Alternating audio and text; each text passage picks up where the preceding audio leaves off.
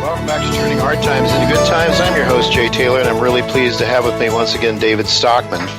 Well, I would imagine that most of you are familiar with David Stockman as a former congressman and more than ever, probably more than anything else, for his work as the budget director under President Reagan. But he also, then after he left government, was an investment banker at Salomon Brothers and Blackstone Group. So he has quite a background, and we're really pleased to have him with us. Thanks for joining me again, David.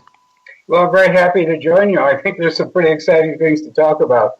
My goodness, exciting. After this new year, new administration, and hopefully new beginning, at least we're going to be heading in a direction that wasn't more of the same money printing, debt building, foreign interventionism that Hillary Clinton stood for, and that has been the policy of the country for way too long now. Yeah, I hope you're right. I have some reservations. I'm not terribly optimistic, and I want to get your feeling on that too. But I want to tell my listeners that they should go to davidstockmanscorner.com, davidstockmanscorner.com.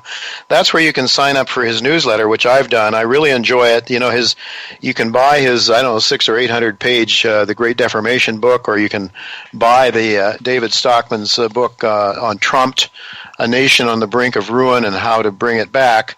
Those are must reads for sure, both of those. But there's a lot of material in there, and honestly, it's sort of overwhelming. Unless you really have the time to sit down and digest it. What I find with David's weekly or daily, really basically almost a daily newsletter, is that it is very digestible. It's in bits and pieces that I can swallow and digest. So it is davidstockmanscorner.com, and there you can also, I'm sure, pick up copies of your book, order your book as well. Your books, right, David? Yes, as a matter of fact, if you sign up for David Stockman's Contra Corner, we automatically throw in a copy of my recent book, which was Trumped. I put it out in August, right before the general election campaign really got cranking. And I went pretty far out on a limb. I said what I think both you and I agree, that the country's economy was failing, that there were massive bubbles developing in the financial system, that most of what I call flyover America has been left behind. I said that is really what underlies this whole shocking rise of Donald Trump, the fact that he got the nomination when no one thought it was possible, and that he was entering the general election against a candidate who had been coronated years before by the Washington Wall Street establishment.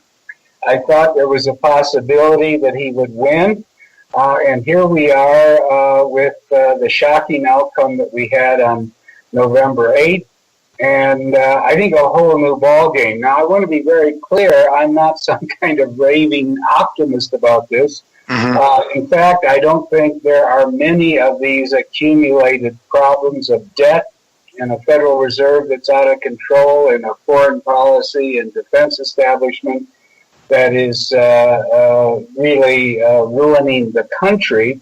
I think it's going to be tough for Donald Trump to take on all of these, all of these features of what's wrong today.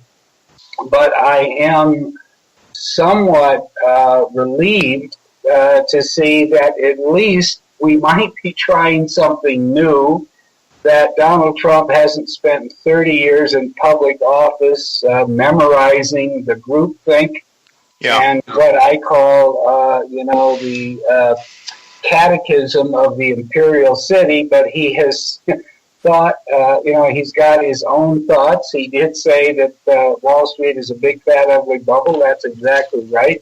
He did say that, our policy of regime change and intervening everywhere in the Middle East and other places in the world had failed. He did say that before we get into another Cold War 2.0 with Russia and Putin, I'd like to try to sit down and see if we can hash out our differences and negotiate a more workable and friendly relationship. So I think all of these are good signs, but it's going to be tough to change anything because the embedded establishment in both parties totally opposed his election. Obviously, the Speaker of the House, for crying out loud, wouldn't even appear with him the weekend before the election.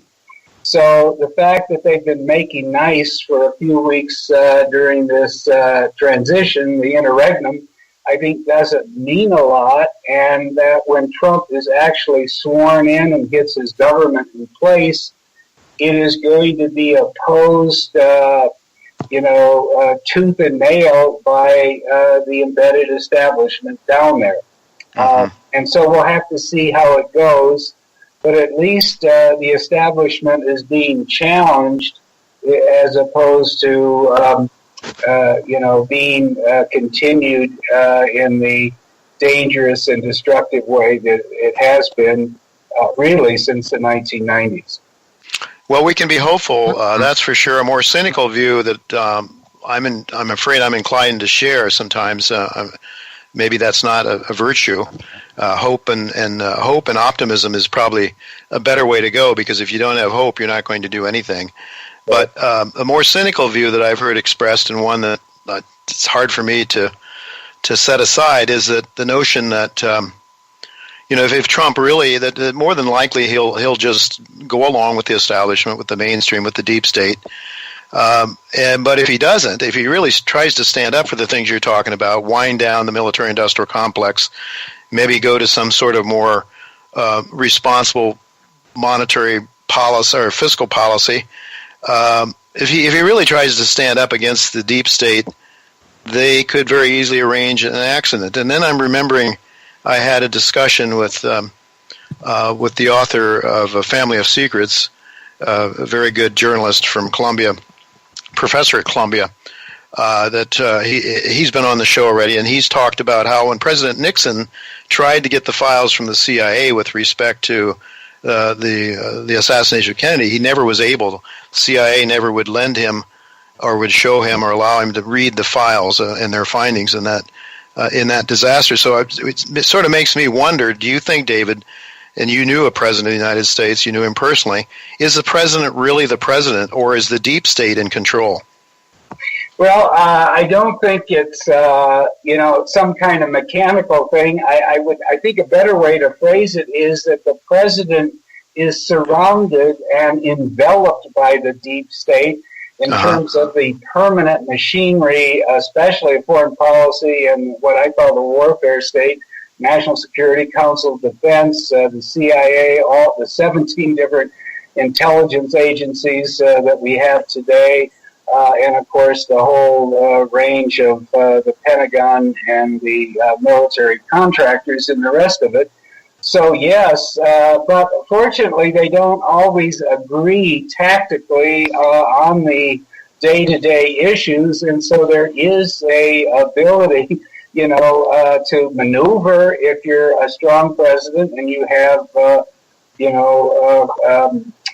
views, solid views on what you would like to accomplish and the way you see the world. So, he's not a prisoner. He's not a tool. He's not, a puppet. But it is tough to take on the deep state, if we want to use that term. And we've seen a dramatic evidence of that in the week since the election with this whole crazy Russian hacking hysteria that has been fueled by the Washington establishment, propagated by the mainstream media, particularly the Washington Post, the New York Times, Politico, CNN, and the rest of them. But I think what you can, and of course there's no evidence for this, when it comes to the CIA, their institutional business is to lie. So, and they have been lying for the last 60 years, and their business is to intervene, unfortunately, in the domestic political affairs and elections other countries, and they've been hacking the elections of most countries in the world for the last 60 years. In fact, there's a study out that says we have intervened in 81 different elections between 1948, when they got involved heavily in the important Italian election as the Cold War was gaining steam, until the Kiev coup in 2014, where very clearly the State Department, the CIA, the National Endowment for Democracy, and the rest of the deep state institutions were heavily involved in encouraging, funding, and bringing to fruition the coup that threw out a constitutionally elected government. So my point is that the hypocrisy of what we've seen in the last few weeks is astounding. The evidence that they have provided is totally absent. It's all, we assess, which is another way of saying we guess, which is another way of saying it's just all surmise and conjecture. The matters at issue here, the Podesta emails and the DNC emails, were published on WikiLeaks, and Julian Assange says he didn't get them from the Russians. I believe him. I don't know that he's ever lied, whereas I know the CIA has never actually told the public the truth for the most part. So, but I guess the point I'm dwelling on here is Trump has actually, to some very substantial degree, stood up to that gale force. He hasn't completely capitulated. He's been kind of bobbing and weaving. I'm kind of impressed by that. But more importantly, it's forced the kind of usual right-wing Republican neocon hawks to kind of, rethink things a little bit, because they don't want to play into the hands of the Democratic establishment and the Obama administration that's propagating all this. On the other hand, they've gotten so Russia-phobic over the years from listening to this neocon nonsense that I think they're confused. But I see hope in that, because as they try to defend the party and the winning candidate, the Republican who won, at least they're beginning to raise some doubts about the veracity and the veracity of what the national security apparatus is mainly leaking. I mean, they haven't put out any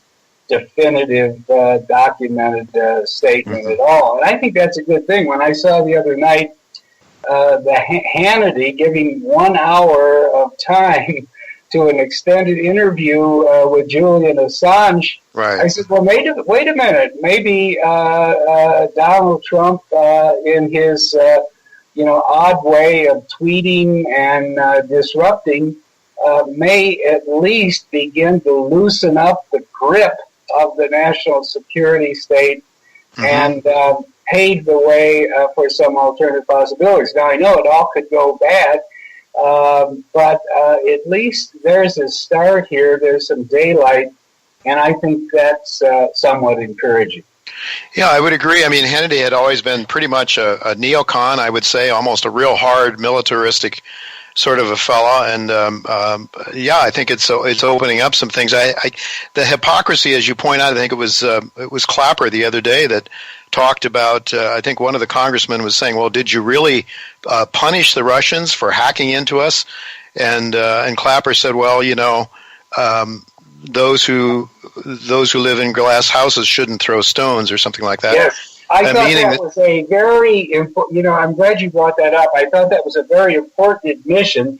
It obviously wasn't picked up by the mainstream media. It went right over their head. But what he's really talking about is that at NSA, the place that he used to run, now he's director of the whole thing, there is a huge division called TAO, for Targeted Access Operations. That's a fancy government euphemism for the biggest hacking operation in the world.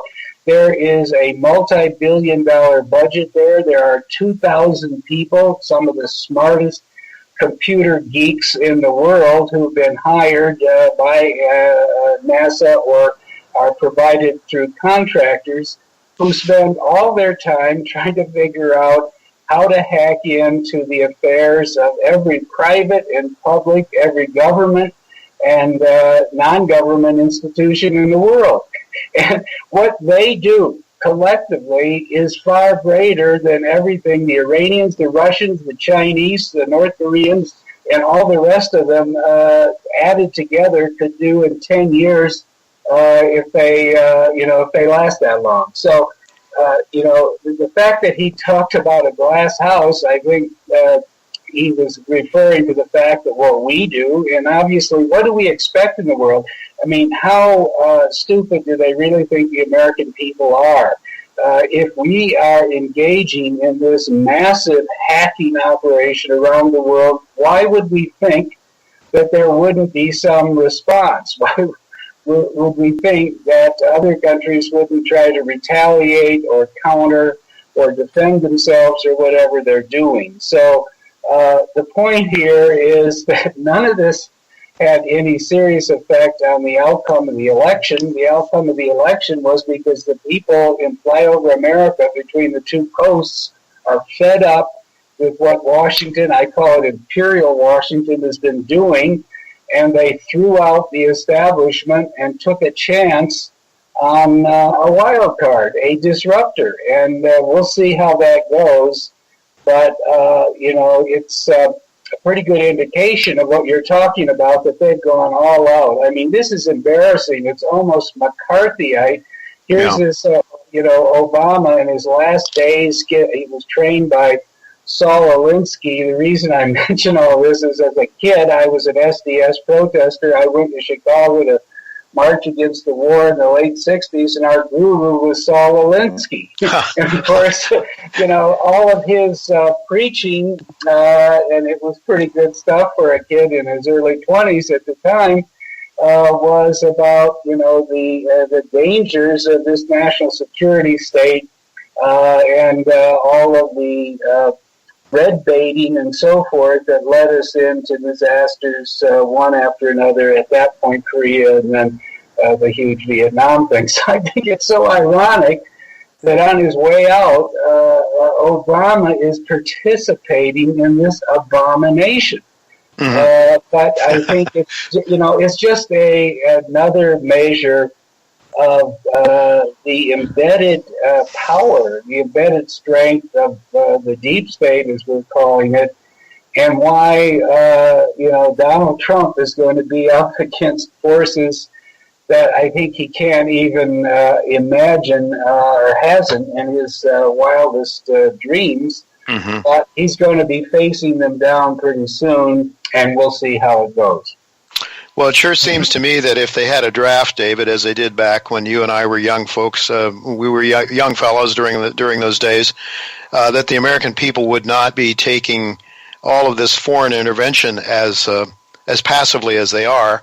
I want to ask you, because one of the keys, you said one of the first things that Trump needs to do to drain the swamp is to engage in a non-interventionist American first foreign policy. That sounds, the non-interventionist part at least sounds like Ron Paul.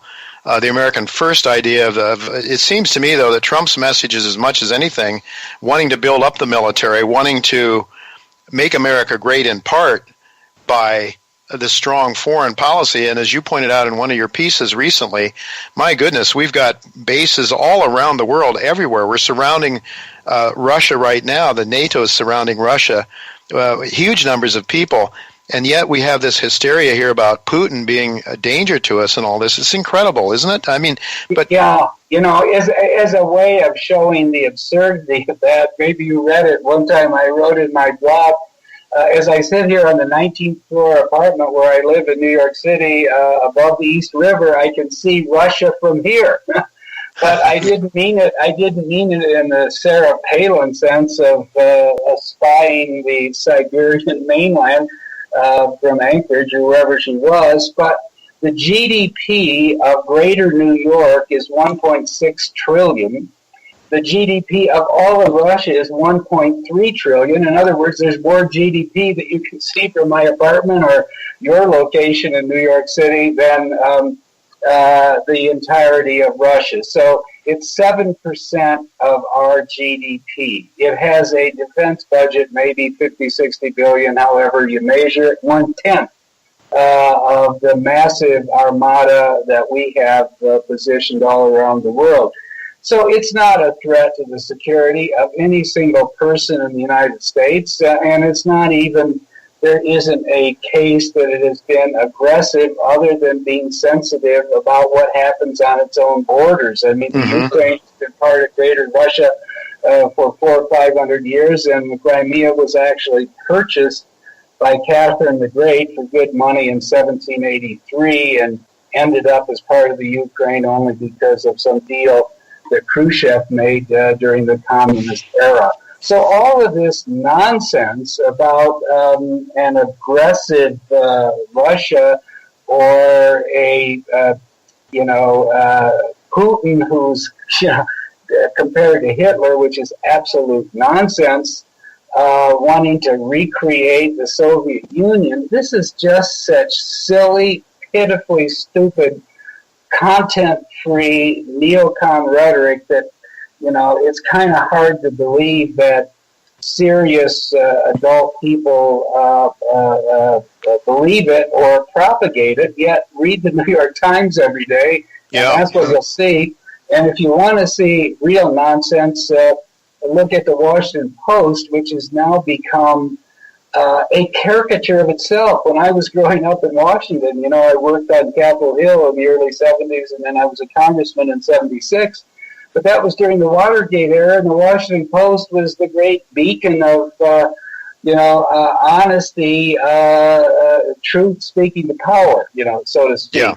And today it is a pathetic tool of the deep state. You can't, express it in any other way. And I would just mention, because you mentioned my blog, a couple of weeks ago they had this totally trumped up, fatuous, ridiculous story about the 200 sites, blogs and websites and so forth, that were either witting or unwitting tools of Putin and Russia, and that they were part of this whole Russian campaign to hack American democracy and so forth. Well, I was very proud to notice that Contra Corner, my blog, was on that list. Oh, congratulations. Yeah, and it was kind of funny. I'd never heard from Putin. I never get any instructions. I'm just sort of out here by myself. Having to be I think they called it a useful idiot, without any instructions, any coded messages. I get nothing by way of courier or email, but I guess I'm just out here reading what I can find in the public press and in Wikipedia. And apparently that makes me a tool of Putin. Well, you're a tool of fake news. You're a tool of fake news. Yeah. Well, the thing is, when you have that kind of encounter, that kind of experience, you realize how absolutely preposterous and stupid this whole thing is. Because when you looked at that list, Ron Paul was on it. He and I agree on almost everything. But then there was all kinds of left-wing operations on it too, that don't accept interventionist foreign policy. So, institutions like Counterpunch and a bunch of others that I could mention were on it too. Well, it can't be true that we're all tools of Putin, except that basically none of us are based in the imperial city. And that's an important thing I would like to get into today. The imperial city literally is like imperial Rome. It has become so ingrained, it has become so caught up in its groupthink that it fails, to see how silly and unsubstantiated much of what they say or talk about day to day actually is. David, we're going to have to leave it go at that. We're simply out of time. It's just we barely got it started. I just would suggest that people go to your website, subscribe to your letter, and keep up with what you're writing, because you've just touched the surface here with us today. There's so much that you provide, and we didn't get to the economic stuff that I really wanted to ask you about, and all the different ways to drain the swamp. But one of the big ones was to start with this non-interventionist foreign policy, because we are going broke, David, and there's nothing we can do about it unless we back away from this nonsense, as you know. And I don't know. It doesn't make any sense why we're doing it. I didn't have a chance to ask you. I think President Eisenhower warned us about the military-industrial complex. There's lots of money to be made in killing people and taking over their countries, apparently. But that certainly isn't the kind of world I want to live in, and I know it's not the kind of world you want to live in. David, I have to say goodbye because we are out of time. Thank you so much, and I hope we can have you on again sometime soon. We'll continue. There's a lot of swamp to drain. The deep end is the Pentagon, and that's why I think it was useful to start this conversation with the foreign policy and the warfare state issues, because unless Trump can take that on, I don't think he's going to make much progress. We're not going to make it. All right. Well, thank you very much.